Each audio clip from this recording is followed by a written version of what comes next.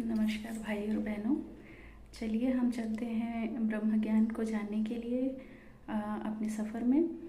तो कल हम लोगों ने जाना था कि ब्रह्म ज्ञान की आवश्यकता हमारे जीवन में क्यों है।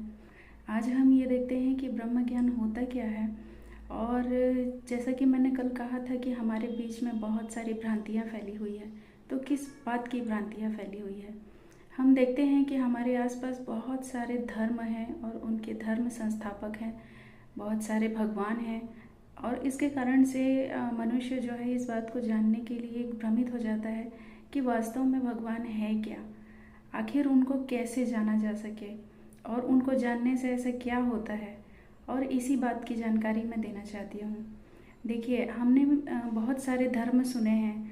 ये सारे धर्म का जो विकास हुआ है वो हमारे आसपास जो हमारा विश्व है, हमारा जो यूनिवर्स है, वो एक सुप्रीम पावर से बना हुआ है। सुप्रीम पावर मतलब एक शक्ति, शक्ति या बोलो ऊर्जा।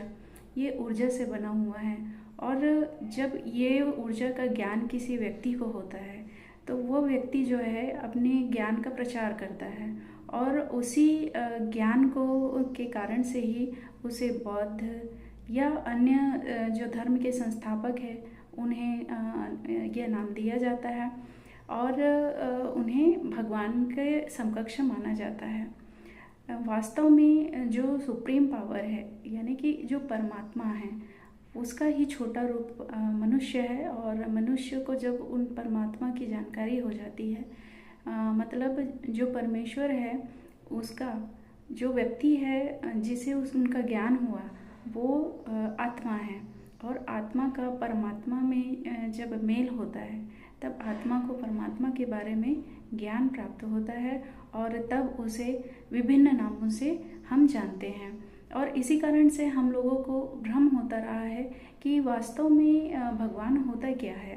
तो जिन व्यक्तियों को इसके बारे में जानकारी होती है वो भगवान के समकक्ष होते हैं और जो सुप्रीम पावर है वो ही ईश्वर होते हैं।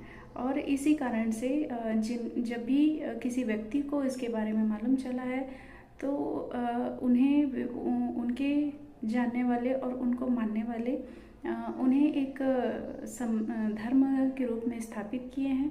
और इसी कारण से विभिन्न धर्म हमारे सामने देखने को मिलते हैं।